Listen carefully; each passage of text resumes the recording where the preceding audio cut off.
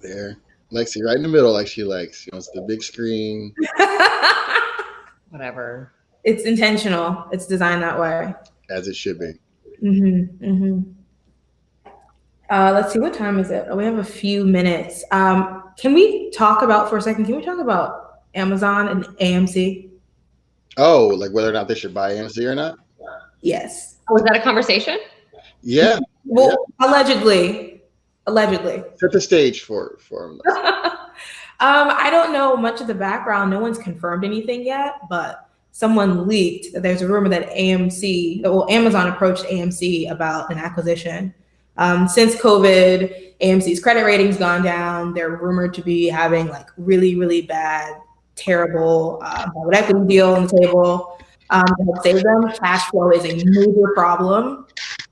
And no one's using their AMC at home feature, their little digital on demand. Why would I? To save them. I don't know why. I mean, I'm an AMC, like, what do they call them, A-list member, and I don't even have an incentive to use their on-demand program. Like, I'm not incentivized at all to rent movies from you when I can just rent them from Amazon, which is what I already do. Amazon, Netflix, like everybody's got a subscription to something. Which is the problem. So the rumor is Amazon said, hey, we can make this little problem go away. Pennies in the dollar.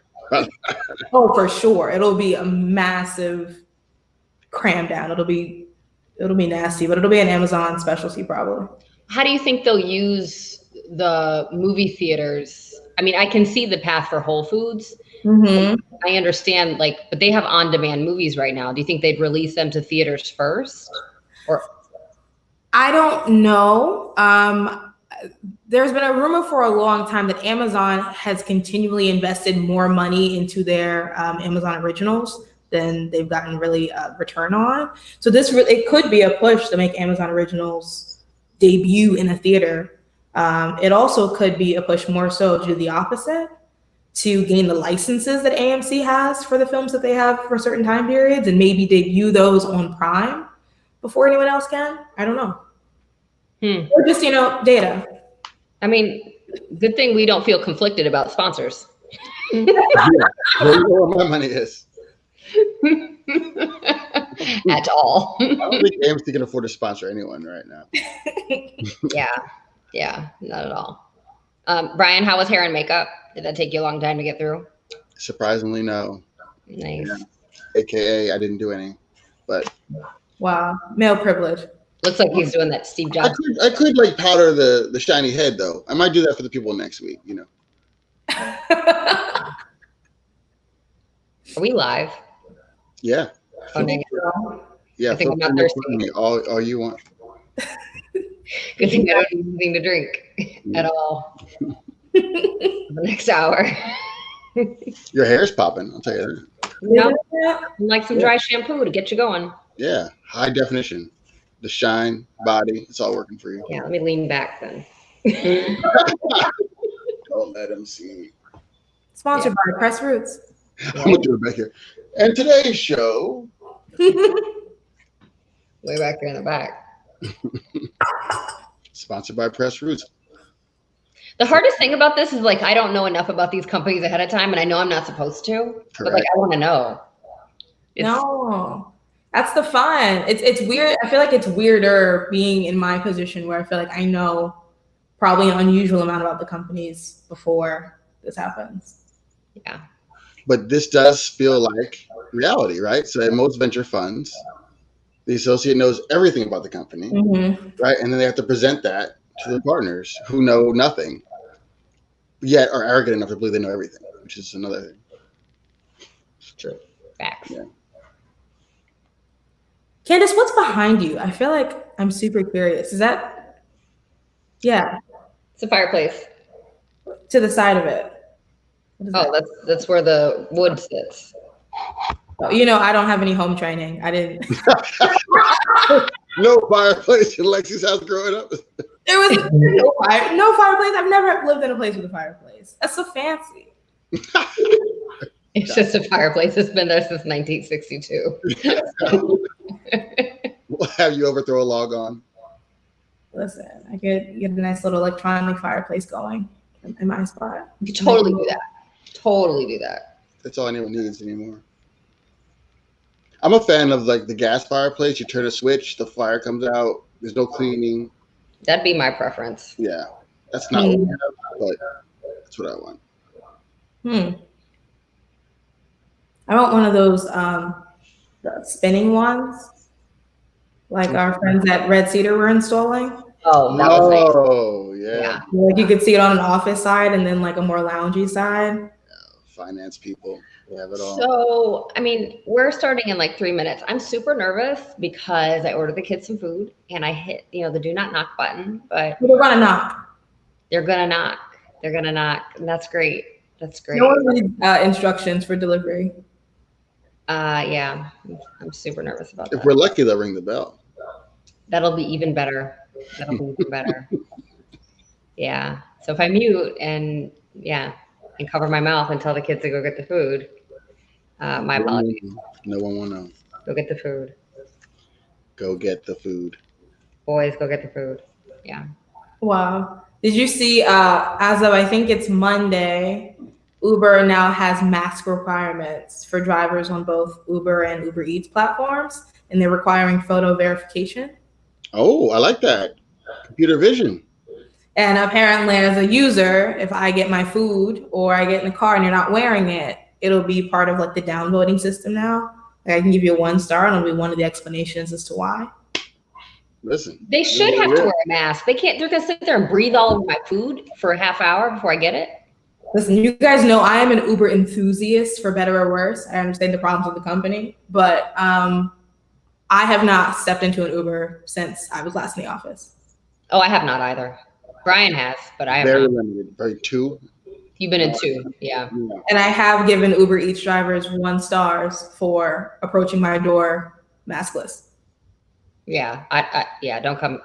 Well, I also don't, I haven't really thought about that. So they drop it off at the front door, but I've not thought about the fact that they're breathing on my food. Mm. They may not be breathing on the food. They do it right. They're wearing the mask and they're, I don't want them, for me, I don't want them breathing on me because, the way my house is set up, I still have to have some sort of human contact with them. Yeah. You've got to go downstairs, right? Don't put my personal location data. Whatever. But that definitely freaks me out. So we have a quick question, and I know we're gonna do this in a minute, but Talon Dev 16 wants to know what metrics are the most important in a pitch deck. No, that's quick. Who did? That's the producer out here winning. That's a really tough question because it's very industry specific on what metrics are important. The overall metrics for everyone would be you have to have some sort of attraction available to you. For some people, that's revenue. For some people, that's patents. For some people, that's users. It really depends on the industry. Other metrics might be whatever specific KPIs are important to you. Once again, it's very industry specific. It could be month-over-month growth, year-over-year growth, some indication that you're getting bigger and better as time goes on. And a KPI, Alexis? Oh, a KPI is a key performance indicator, which is just important metrics. And those are the most important things. Do you think that question is more like what should be in the deck, or I guess they'd have to ask a little bit more? Well, I would say as an entrepreneur, whatever your best metrics are, those need to go in, right? So if things are looking not so good on a particular metric, some you have to post, right? But whatever you think puts you in the best light and is a good KPI for your company, make sure those make it in for sure. Oh, and a KPI is not if you made the Forbes 30 under 30? No, that is not a KPI. It is not if you did a TEDx in your city. It is not that you won a pitch competition. That those aren't important. That's great. It's awesome. Getting all those reps are good, but those things aren't important to an investor. All right. So our backstage producer, Marlon, also known as Voice of God, you might hear him later in the show, says, "Let's roll." So I will do so. We don't give Marlon a hard time at all. He controls all this stuff. He can turn us all off. So we just do it. We're all very afraid, actually. It's just fear, abject fear that you're seeing. So, guys, welcome to episode 2. This is Switch Pitch. Here, my name is Brian Brackeen. I'm the general partner of a firm called Lightship Capital. We're a company and a venture capital firm that invests in companies run by women and minorities, particularly when they're away from the coasts. I'm very, very focused on the Midwest.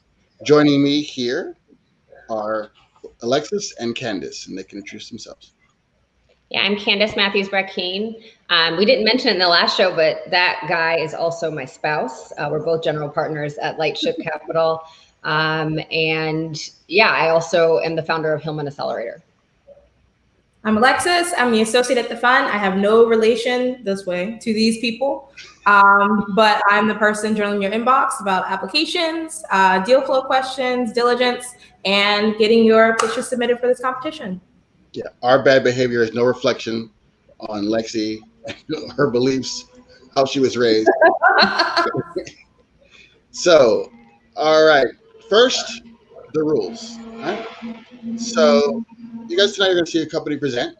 We'll first all together watch a 5-minute video that they submitted for their pitch, and then we'll bring them live onto the show, and we'll ask them live questions. After that, we'll select some viewer-submitted questions, and they will be asked those questions to respond to as well. So this show is very interactive. You guys are definitely controlling the flow of the show, and your voice needs to be heard. So as you're watching the video, please think of questions. At the end of each pitch, you will see there's a poll in the Twitch chat on the right-hand side. If you mouse over the right-hand side, where you can vote. And the question at hand is, would you invest in this company? We will take your votes along with ours to figure out who's going to the next round. How those rounds work is there's 12 companies in this season. 6 will go to the next round, and then 3 will pitch for the final amount, which is $5,000 in cash and $100,000 in Amazon credits, as well as free access to PitchBook. Amazon and Pitch are sponsors, and we're so lucky to have them. Judges are from Lightship Capital, so these are real companies pitching real investors for actual cash. Those are the rules. Anything that you need to add, ladies, that I missed? I mean, I think you nailed it. Excellent. I'm trying to get better at this. This is, episode 2. I'm trying to get a little more snappy, a little more emotion. So with that, let's listen to our first pitch. It is Undocked out of New York City.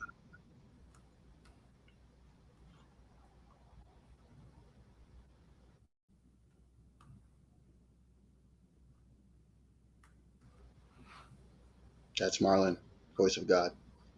He plays the videos. The way we work has drastically changed overnight. It's always been hard to schedule a meeting, but now you can't even drop by someone's desk. Getting time with your own team feels as challenging as meeting with someone at another company or another continent. It's time for a fundamentally different approach. Undock helps people instantly find time to meet without ever looking at a calendar. It's why we have 1,000 people on our wait list from companies like Stripe, LinkedIn, Robinhood, and over 30 VC firms. They're tired of the endless back and forth emails and playing calendar tag. We've been going about this all wrong. I'm Nash, CEO and co-founder of Undock. Welcome to Predictive Scheduling. Predictive scheduling works like autocomplete. Say you're arranging a meeting in email. As you're typing, Undock suggests mutually preferred meeting times instantly. These predictions take into account what we know about you, your availability, your preferences, and your scheduling behavior. We compare this with everyone else on the email. It doesn't matter if they work at another company or if they're on Microsoft and you're on Gmail. We can even make predictions if the other person doesn't have Undock. It works like magic, and it's always learning to read dates, to read intent. It's even learning to read any calendar page.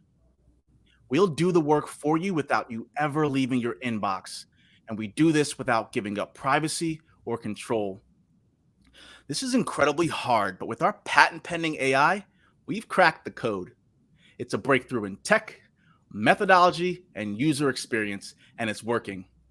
Our power users create 70% of their meetings with Undock and use it every single day, even before the obvious network effects. This speaks to the speed and efficiency of Undock. Take Zoe.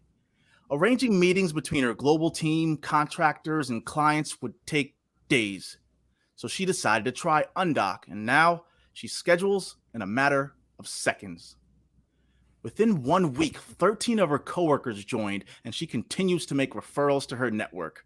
We provide value, they provide virality, and this is just the beginning. Undock is going to own the calendar and everything around meetings. We've already enabled a collaborative agenda and note-taking capabilities that overlays on any conferencing platform. So imagine all of your meetings masterfully curated by predictive scheduling. We're penetrating this market with our free predictive scheduling engine. We charge $10 to $50 per user per month for premium scheduling, documentation, and conferencing, and we know how to monetize. From our legacy voice and conferencing offerings, we have $230,000 in annual recurring revenue. And today, we're officially launching our new meeting platform at undock.com. The timing is right and the opportunity is huge. Companies spend $20 billion a year to have meetings, and it shouldn't surprise you that since COVID, online meetings are up 2,000%. My team and I were already building Undock to manage meetings for a hybrid of in-office and remote work. I'm a developer and designer who's built multiple telecom businesses grossing over $25 million in revenue. My co-founder, David, spent 6 years at Zynga and brings their data-driven approach to growth, virality, and performance marketing. And along with our VP of engineering, my college roommate, and 4 other world-class engineers, we've built a 10x better meeting experience directly into your workflow. So if you feel stuck fiddling with a bunch of tools to schedule, host, and document a single meeting, we'd love for you to join us at Undock on our mission to coordinate when work happens. Thank you. Jesus. I know. Drop the mic. You know? All right, Nash. So let's Undock. Bring them on through backstage. Nash brought it. Brought it. Hey everybody. How you doing? How you doing? I'm feeling good. How's everybody doing? We are honored to have you here today. Oh, well, thank you.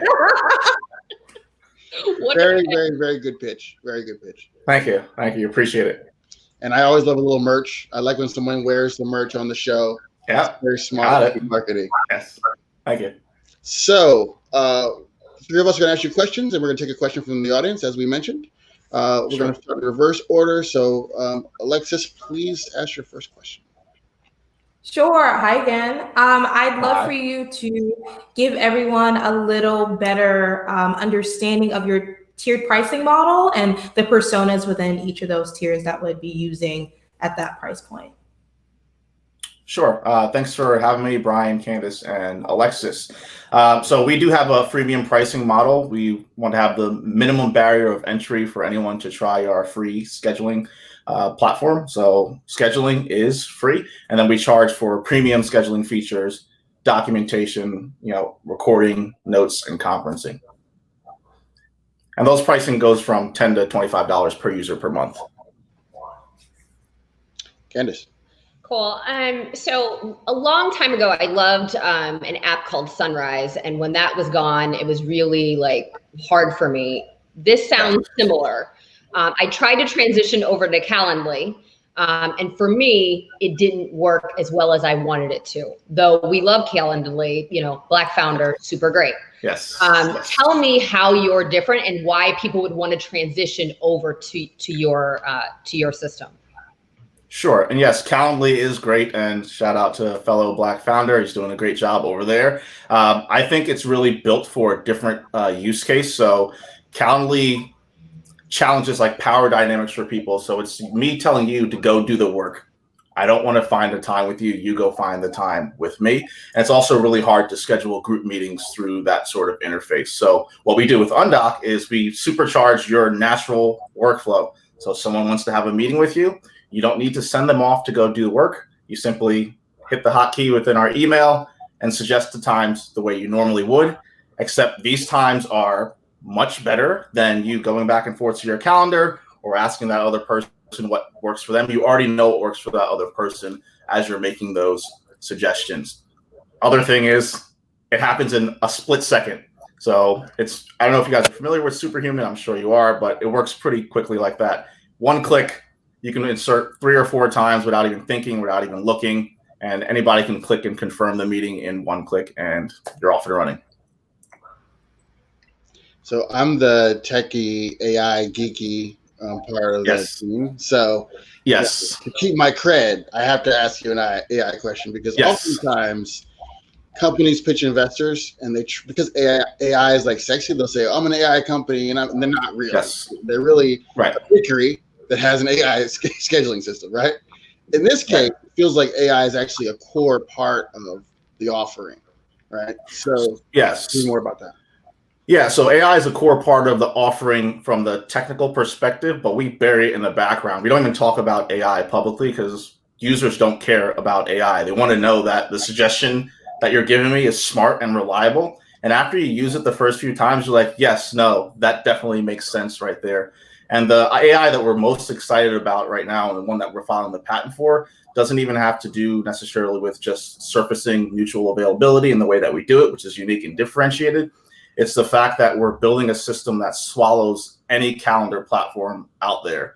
So we're using Vision, scanning any visual calendar page, booking page, Calendly, you can book me, Doodle, whatever it may be, processing that data, and then comparing it against our Undock users so we can tell them what works for them without them ever leaving their inbox. You have a link, put it in a Docker container, we process it back there, figure out what time works, you never leave your inbox, and you know what time the meeting should be, for sure. Absolutely brilliant. And what I love about that is, for people who are watching at home, AI can learn patterns that we haven't even taught it yet. After it starts seeing enough calendars, it can say, okay, this is the theme. Theoretically, you could take a picture of a paper calendar in the future, right? And it could even input that kind of information if it gets good enough. So really excited to see that in your stack. Yeah, and it's working. We've tested and whatever, so that's coming soon, and that will be a paid feature for sure. It needs to be. Yeah. Other questions from our team before we go to the questions from the crowd? Excellent. Marlon, voice of God, what do you have for us out there? Are there any questions from the people at home? Hey, Brian, thank you. We don't have any questions yet, but I do want to open it back up to Brian until the audience can ask some questions. So for the people watching, please feel in to put your questions in the chat. I can keep going. So that's why I know. That's why I said get it back to you. I'm going to ask you just another. Again, for those of us that have an AI background, you understand that AI is like a child, right? And for the crowd, it's learning almost like in dog years. So the first year you have an AI platform, it's like having a 7-year-old. And imagine all the things a 7-year-old can do, impressive but limited, right? You get stage wrong, that kind of thing. In year 2, with enough data, now we're dealing with a 14-year-old, right? And you can expect that child to do a lot of things adults do, though it's still not grown. But by year 3, you're dealing with an adult. By year 4, you're dealing with a fully functioning human, because I was not fully functioning at 21.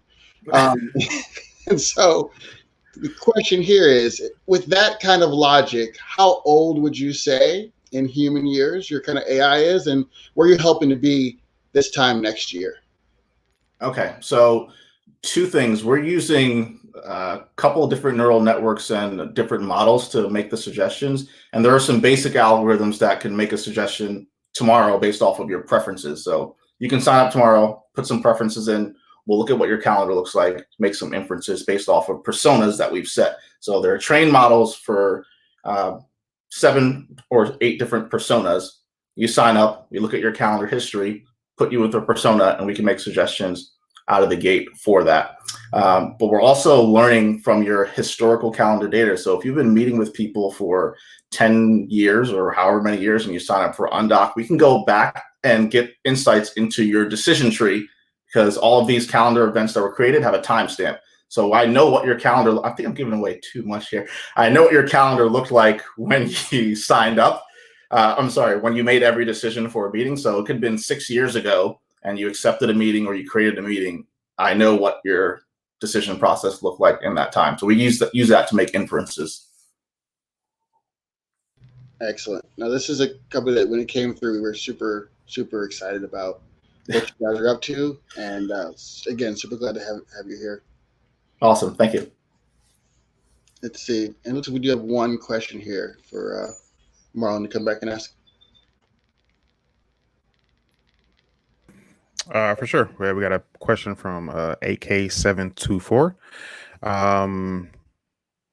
Okay, he has like a two-parter, so please piece it together. He says, do you believe it provides you enough cover to prevent organizations from stealing your idea or incorporating into their suite? So to actually acquire a patent, you have to be pretty descriptive on what you're doing. So if anybody wanted to make a legal fight as to, approach what we're doing, great, they can try it. I recently got asked a question in an investment meeting, what if Salesforce wanted to try this? So we've been working on this for some time, but didn't announce it until yesterday. So by the time Salesforce gets up to speed on what it is we're doing and figuring out how to do it, it'll be 2 months with their shipment cycles of doing it. Even Google will take 2 years before they release this. And we know some of the things that they're working on in their background for their calendar system, and it's nothing like what we're doing. So defensibility, I think we have enough time to get out ahead of the competition.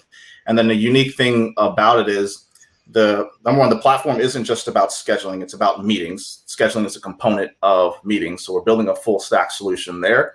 But the day we release this portion of it, every single existing platform becomes a part of our network. So if you have a Calendly page or X.AI page or a Doodle page, you're now part of our network. So if I'm an Undock user and you send me your Calendly link, great. I'm okay. You're part of my network. So defensibility is great. I think the patent will hold up, and we'll defend it as long as humanly possible and get as far out ahead of everyone. But they're going to be executing on our roadmap from today, 2 years from now. Yeah, one of the most unsophisticated questions an investor can ask is, what if Google does that? Or what if Salesforce does that? It's unbelievably painful. One, because I think it shows a real lack of understanding of how these organizations work. The opportunity cost of taking 50 engineers and putting it on something and being wrong is too great. The opportunity cost of taking money out of your pocket, which you have plenty of, or even equity and buying someone else that's just out there in your treasury, that is absolutely almost zero cost, right? Yeah. So it never makes sense for Google, Salesforce, Amazon to take a large engineering staff to try to recreate a product that also is patented. It's much easier just to buy them. I'm sure you're willing to take that call, right? Absolutely.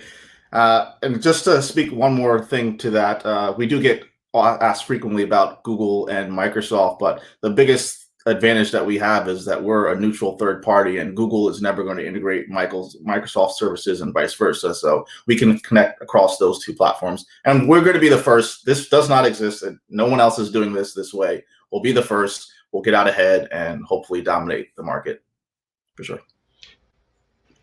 Awesome. All right. I think we're at time for questions. Nash, thank you. All right, thanks, guys. Thanks, Nash. No problem. Thank you. Excellent company. So we're going to actually, in this time in between, talk a little bit about what we heard, what we think about Nash and Undock. Yeah, I mean, it's a huge pain point that they're solving. I mean, it's a daily thing where I'm emailing someone else to take care of my calendar and paying a salary and insurance to make sure that my calendar is taken care of all the time. If something could be quicker, that person could be assisting with something else. Not saying it's going to eliminate a position, but it's going to just make it a lot easier. So, I mean, I completely understand the situation, and I miss Sunrise, which felt a little more predictive than everything else that I'm trying to use. Lexi? I agree. And one thing that Nash doesn't talk about a lot, but between himself and the two other core members of his main team, these guys have built companies before. These guys are seasoned people in what they do. And I would have 100% confidence that they can recreate their previous successes in building multi-million-dollar companies with this one right here. Yeah, on my side, sometimes you ask an AI question and you get a random answer, right? That's not what we heard there.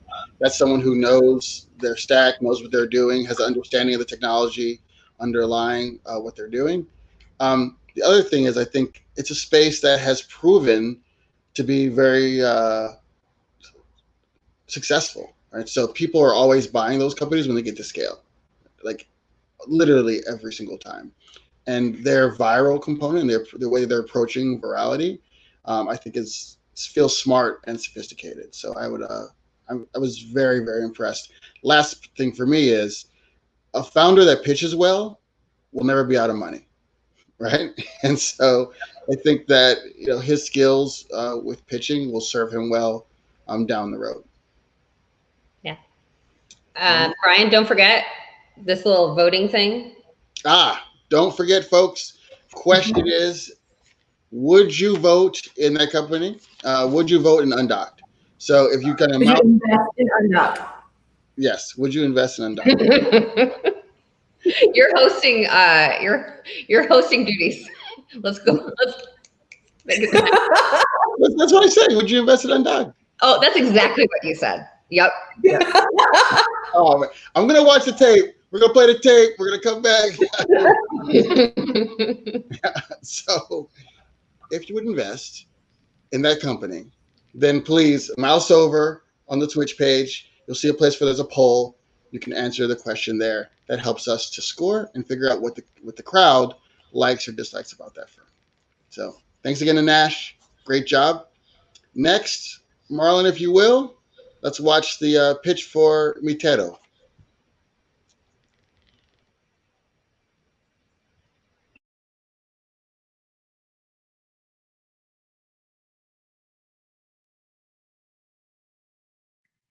Hi, my name is Robert Law. I'm the CEO and founder of Mi Terro. When I visited my uncle's dairy farm in 2018, I was shocked to see buckets and buckets of sour and spoiled milk sitting there. He was really frustrated, and he asked me to help him find a solution to distribute these milk waste. That's when I first investigated the impact of food waste to our environment. Little did I know that this is a bigger problem than it seems. All around the world, 1/3 of the food that we consume goes to waste every single year, and that creates 3.3 billion tons of greenhouse gases. Amongst that, 128 million tons of milk are thrown away. Food waste is a century-old problem, but there hasn't been a sustainable or affordable solution until now. My company, Mi Terro, is the world's only biotechnology company that rescues food waste into good food. What do I mean by that? First, we created a process called PROACT to extract the bad casein protein from the bacterial-grown milk waste. Once we have the casein protein, we'll use Siri, our newly created process, to remove the bacteria from the milk and purify this bad casein protein into good casein protein. Once we have the casein protein, it can be edible, made into cheese, yogurt, or other type of dairy products. But we don't want to stop there. We created another patent-pending technology called DFS, in which we turn the good casein protein into sustainable fibers. Currently, there are two types of fiber in the world, petroleum-based and plant-based. We are creating a third type, which is plant-based, made from food waste. Our fibers can apply to apparel, medical appliances, bed lining, and packaging. And our goal is to replace petroleum-based materials with food waste. We are redefining circular economy in which everything begins with food waste, create byproduct from it, and at the end of the cycle, we want it to be recyclable or biodegradable. We began as a B2C brand in which we generated over $100,000 in just 9 months. Now we're expanding our B2B part of business in which we want to supply our fibers to other companies. Once our technology is patented, we will license our technology. We're looking at a very big market, whereas the textile industry is $1.3 trillion globally, and the food waste industry is $1 trillion globally. We have 30 years experience in supply chain. We have already filed 2 patents this year, and we plan to file 4 more patents later this year. We are securing our upstream resource, in which we partner with Dairy Farmers America, Nestle, Danone, and General Mills to help them reduce and recycle their milk waste.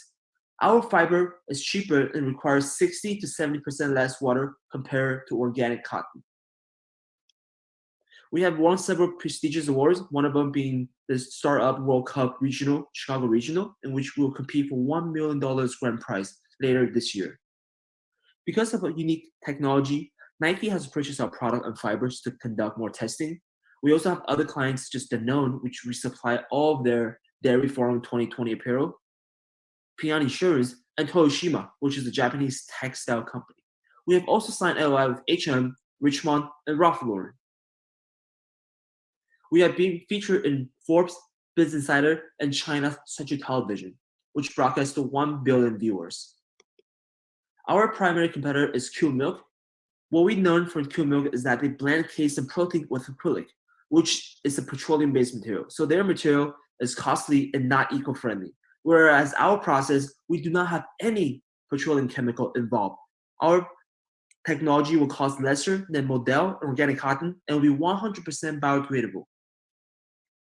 We have a team that generates results. We have a team of serial entrepreneurs, PhD material scientists and chemists, and also marketing experts. Professor Chan has 30 years of experience in chemical engineering and technology, whereas Daniel, he's the global director of social media and influencer marketing at Adidas. 50% of our team are female. We really value diversity in the team. As for our future plan, we want to continue developing milk polymer, see what we can do. We have a separate project that is working to turn whey, which is the byproduct of yogurt and cheese, into food packaging film to replace plastic. We're also working with vegan milk to expand our horizon of impact beyond dairy. Social impact is the core of Mi Terro. We partner with struggling farmers, and we plan to outsource our process to them so they can create fibers or other type of byproduct themselves to create a new stream income for them. We also plant 15 trees for every product that we sell, and we donate 20 meals to a child in need with partnership with Operation Food Search. We're raising $800,000 on a safe that will give us 24 months runway, and we plan to use 70% of the funding on technology development, 20% on customer acquisition, and 10% on operation. The world does not need another food delivery service. We need a solution to solve food waste. And Mi Terro is redefining circular economy and give food waste a new life. So please join us and make the future sustainable again. Thank you. I love that the world doesn't need another food delivery service. That is so on point. And so excited to bring on the team from Mi Terro. Hello. You know, the crazy thing is they keep saying we can't find companies with diverse founders and, where are they? But they're creating amazing things. So awesome company. Thank you, guys. So Robert, you may have heard how this works. Each of us is going to ask you at least one question. Then we'll go to the audience. And if there's a little more time, we may come back for a second round, if that's all right with you. Absolutely. Excellent. Alexis, please go first. Hi again. I'd love to learn a little bit more about the product roadmap beyond the super success you've seen from clothing. So what it needs to happen to get us to packaging, to get us to medical. What are those next steps? Absolutely. First of all, I'd like to show you the fiber that we created for the clothing. It's very, very soft. I'm actually wearing the shirt we created. It's super comfortable. So in terms I love merch, man. I love merch. Well, to answer your question about packaging, so we are working on a separate technology that can turn whey, which is the byproduct of yogurt and cheese, which food processors normally just throw it away, and we take it and create it into food packaging film that can replace plastic packaging. We are now part of Dairy Farmers America's accelerator, so we're going to help farmers who've been throwing away their milk, food processors who are dumping their milk waste and collecting them and reuse it, repurpose it into solving a bigger problem into the plastic industry. Candice. Tell me a little bit about the logistics from capture of all of this kind of waste product of milk and getting it to a manufacturing facility to turn it into a fiber. Absolutely. But first of all, I'd like to mention the shirt that I'm wearing, we are selling online, actually came from my uncle's dairy farm. So that was my way of helping him out. And now we are moving a small part of our supply chain to the US, where we're partnering with grocery stores, food processors, dairy farmers, and collecting these milk waste and deliver to a processing center that is already in place. So we don't have to build an entire plant. We're using the existing plant, using the existing machine to create the fiber that I will show you again through our patent pending process. Great. I love it. Which leads me to my question about this is not any one country problem. It's a global problem, and there are certain products and certain foods that are not unique to any culture, like milk, right? Literally, like every continent, has milk and has milk waste, right? So as you look forward to growth internationally, what are your plans there, and how big can this be? Yes, we're actually launching in China in 1 month. We are partnering with a nonprofit organization that advocates for women's rights in China. So for every product we sell, we are donating a portion of our revenue to them. We're also launching in Japan in 2 months. We have 2 distributors in Japan. And I'd like to mention that milk is just the beginning. We're also working with vegan milk. The first type of vegan milk we're testing right now is soy milk, and we have a pretty successful outcome. So while we're waiting for the first question, let me give you a chance for a plug. Where can we get these shirts? I need this merch. I need milk-made shirts. I'm embarrassed at what I'm wearing now. Please, where can I get? It's on our website, www.miterro.com, MITERRO.com. And what's just going to set me back? $100, for a t-shirt? Like, what are we talking about here? $100.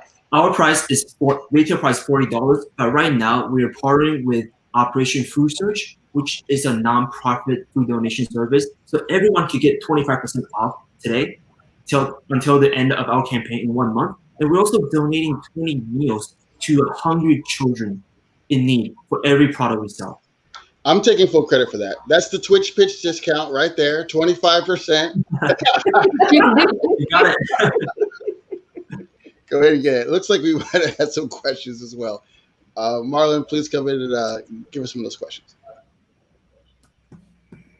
No problem. Maybe so we can get one from Jazzy Jazz 06. You want that question? All right.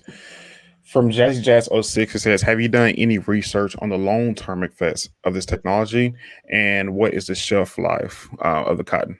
Of the fibers, yeah. Yes. Right. So for our milk fiber, it's just like any other fabric that you have in house in your closet. When you wash it and dry it in normal condition, it can last forever, for a long time. So it's in just normal thing you have in your closet. Awesome. Our next question we're going to pick is from Emotional Ideas. It says, what do you expect to see positive revenue? Right. We expect to see a positive revenue. Well, actually, we have been generating revenue since day one. We sold over 100K in 9 months. And but this year, we're expanding our B2B part of business, in which we look to partner with Nike, H&M, Ralph Lauren, these big corporations. So we definitely look to continue growing our revenue and make a positive profit next year. So the purpose of the fundraise, what would the use of funds be for that fundraise? Yes. What milestone do you think you'll hit with that additional capital? Yes. So with initial capital, 70% will be used for technology development. We want to continue researching and developing our milk fiber and also vegan fiber.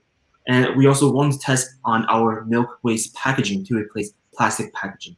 And 20% will be used for customer acquisition to launch our commercial pilot when we supply our fiber to these big corporations. And 10% will be used for operation. So are there a lot of similarities between kind of the structures of the fiber that would be created with milk and vegan fibers? Help me understand like the science behind that. Right. So essentially, they're both protein. But what's the difference between vegan milk and protein milk is that dairy milk has amino acids in it. Amino acids is very soft to the skin. It's good for people that have skin allergy. So that's why we create it into t-shirt, into underwear, something that's close to the body. And we'll continue testing if we can bring the property and the performance from vegan milk as well. What do you think that would be used for instead? Maybe not clothing, it may be for packaging potentially? Right, that is what we're testing on. Okay, thank you. Excellent. Any other questions for Robert?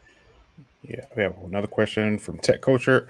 It says, how sustainable is the process itself to transform waste to product? Great question. So our process requires 60% less water compared to the process of making organic cotton. And our fiber is 100% biodegradable. And what we want to do next is make sure that our product can be recycled again. So it creates an entire circular economy in which everything begins with food waste and ends as recyclable or biodegradable. Awesome. Doing God's work, my friend. Very, very good stuff. Great company. We may have one more question before we run out of here. Okay, let's go with here. Got a question from Ali Nowfort. Says, is this milk only, or are there other forms of food waste that can be used to create fiber? Yes, our goal is essentially to turn any type of food that has protein into fiber. Milk is just the beginning. It was my way of helping out my uncle. And we're also testing vegan milk and other type of food products. So if you ask some more questions and we didn't get to them, please leave them in the chat. We will send them over to Robert and team, or also tweet at us at LightShipCap, and we will definitely get those sent over. Robert, thank you. Great business. You're doing God's work. Thank you for having me, guys. All right. So now back here with the fam. We're going to talk a little bit about that company. I just want to first really quickly say, I think what everyone here and all of the viewers are noticing is the companies are really, really good. When you're dealing with the diverse founders, there's no drop off in quality of firm. And this is what the entire thesis of our firm is all about. We're so proud to just bring these companies to you each week. And unlike maybe some other shows, Shark Tank, what have you, you're not going to see a lot of duds here because there aren't a lot of duds in this group. We're proud to bring you the best companies in the world, led by these founders, in a very kind of, we want to be Oprah and not, I don't know, a bad show. Oh, no. I want to say who? Jerry. No. Maybe we don't want to act like Simon. We'd rather act like Oprah. Yeah, we want to be Oprah, not Simon. So, right. Simon's great, and he's kind of chilled out in his older age. But none of those shirts are made with milk, and Simon, and he's whack for that. How dare he? So. Yeah. All right, so with that, let's talk about Mi Terro. Wow. I like his angle. I like that he's using food waste. I think that as I have gone around the country going to pitch competitions, I've seen similar models pop up. So I think there still hasn't been kind of a clear and defined winner. So being in it early, I think is fantastic. We're seeing lots of waste products going into clothing. So we're seeing tennis shoes made out of plastic bottles. We're seeing, all sorts of waste products, not necessarily food waste, but waste products. I'd love for our society to actually move forward to just like stop developing so much food for people that, we don't actually need. A third of our food is going into the garbage anyway. But I think that they're on to something, but they will have to move really fast to be the lead. Lexi, how do you feel about the company? That makes total sense. I totally agree, but one thing that I get really excited about with this company is even if I were to take that out of the equation and I were to just see them as literally a t-shirt company that generated over $100,000 in revenue in like 8 months, clearly they're doing something right? And that's not even the focus of the company. That was their gateway to prove the tech. I think there's a huge potential for them to do this across B2B and B2C with a variety of different shirts, clothing, packaging. I think it could be huge. Yeah, I was just really kind of almost moved by his story. I think he was really good at talking about the relationship with seeing that milk waste and feeling like there was a better way, and then going out and then solving the problem, right? A lot of people can identify a problem, but then they can't solve it, or they won't solve it. They won't take that action. And I think that founders that are action-oriented, like Robert, will always kind of be successful. So I was really moved by that. I think it's a novel idea. It's well executed. I like the number of patents. I like the defensibility. I like that it's a kind of a global problem, and it could potentially have global distribution. Yeah, I found myself very, very, very impressed. So. I mean, there are great companies around the world that have grown just because they are a product of waste. So Brian and I watched a show called Time Out with Nadia Hussein on Netflix. Is that right, Brian? Yep, on Netflix. And she kind of talks about these foods she makes, and then she goes to the factories where they're actually making it. So we followed the story of, gosh, and it wasn't Vegemite, but it was similar to Vegemite. And it's really the waste product of beer and making beer. And that company's been around 150 years. So you just never know. This could be that next thing. They just have to execute really fast and really well. Yeah, some of the most profitable companies in the world take waste from other products and make products with that, because the raw material is essentially free, right? So when you have free raw material and you can do something with that, it's extremely profitable, extremely profitable. So go out, get yourself one, get that Twitch pitch discount, 25%. Mi Terro, MITERRO.com. Exactly. Right? Out here selling t-shirts now. Do we want to circle back and talk about the other company? Voting. Feel good about it. What do you want to say? We're going to talk just real quickly. We want you guys to vote as well. So mouse over the right-hand side of your screen. You'll see the widget come out. You can vote there. Tell us, would you invest in that company? We will tally your scores and try to figure out between ourselves and between you if that firm should go to the next round. So thank you. And we have 2 more companies in this next round, or in this round. Is that right, Brian? We have 12 companies in the first round. 12 companies, got it. To 6. Good thing I read the creative brief. I appreciate you. I appreciate you.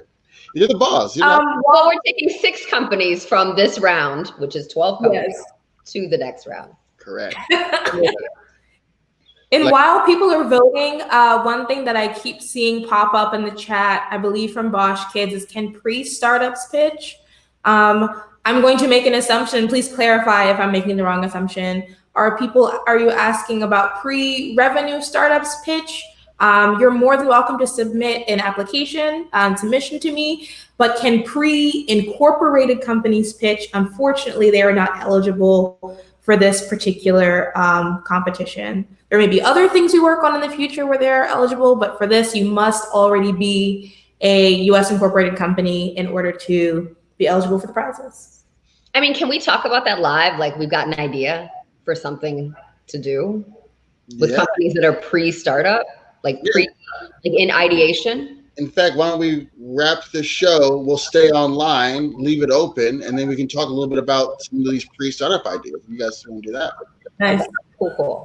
Excellent. So for just a quick wrap up, thank you for watching the second episode of Twitch Pitch, brought to you by Lightship Capital, brought to you by Amazon Web Services, brought to you by PitchBook, brought to you by Twitch. We are just so happy to have these partners and that allow us to bring the show to you.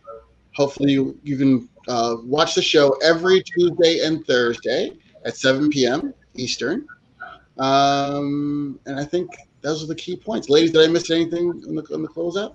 I don't know. Keep voting. We'll select those first 6 companies as we get toward the end of the first 6 episodes.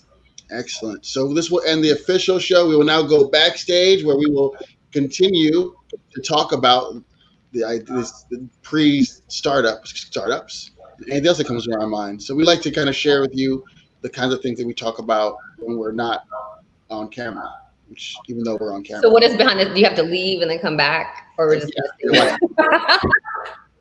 yeah. Welcome back.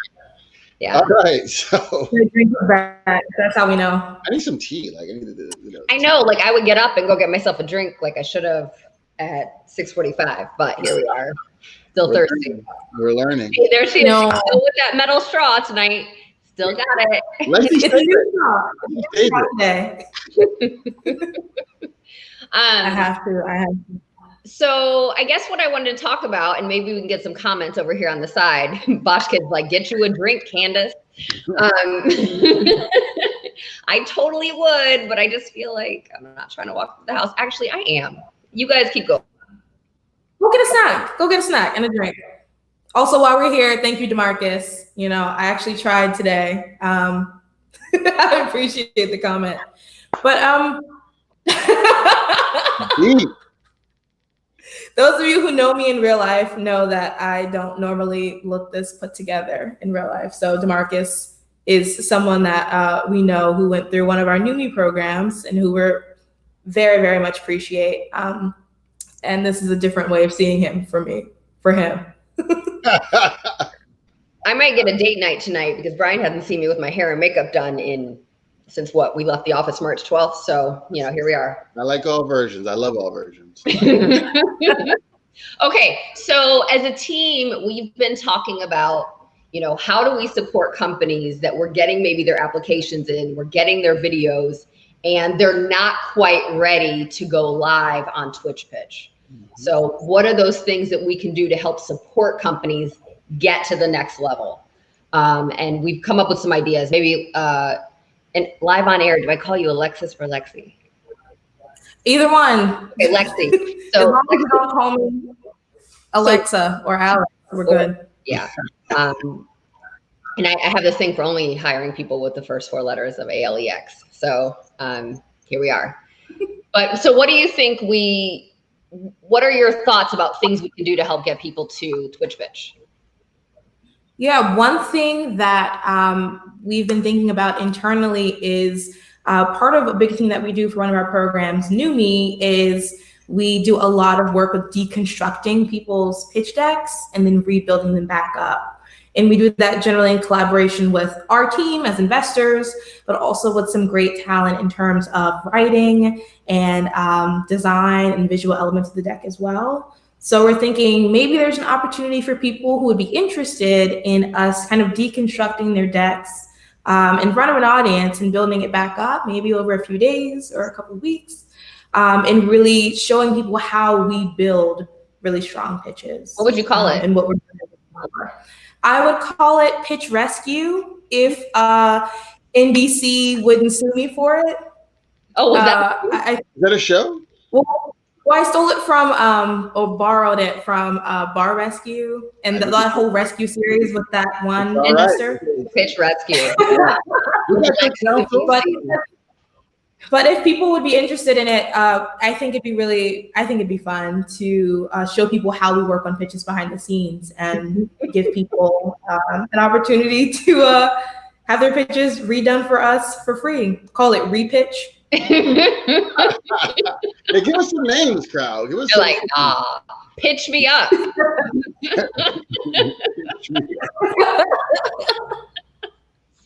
This is the best part of my job. I needed this so much. Being stuck in the house now, suddenly people are talking to us. This is great. Pitch, please. That was on the email. Pitch, please. Yeah. I love it. This ain't it. This ain't it. Okay. Ain't it, Pitch? I love. That's very high. That's very high to live. That's very high. That could just be a line you use in the show. Like, I got your pitch. This ain't it, bitch. I mean, we've gotten a couple very interesting videos. Terrible. I mean, I'm not going to go that far. I would just say they are not They are not. They didn't follow the rules. We are, putting on air highly scalable, venture backable companies. It's going to be very difficult. Brian, be nice.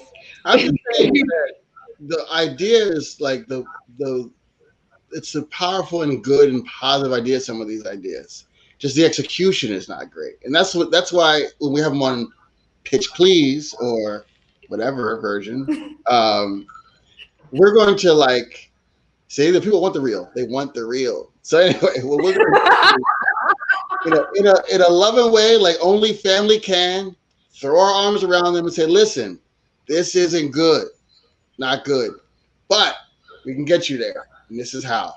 Blah blah blah. That's what these rescue shows are about. That's true. And just since we're all here, I just want to remind everyone that your submissions should be the same quality as what you would send to any other potential investor. Just because this is in a more casual format, we're streaming and we're relatively friendly people, we are still expecting really high quality pitches. It doesn't mean you have to go out and hire someone to build it. There are so many great online platforms and free templates you can use to build a really great pitch deck, but we are expecting a serious deck. Yeah, we'd like to find companies we can invest in, so you should treat it that way. I mean, that's the goal for me. Yeah, we want to invest. We're giving away $5,000 at the end, but like it would be nice to find one that we can invest in. I mean, that is the purpose. That's the goal. That's the state. Yeah. Excellent. So, ladies, I feel like we've had a good show tonight. Great job. And we're going to sign off from behind the scenes. And we will see you guys all Tuesday, 7 p.m. right here on Twitch.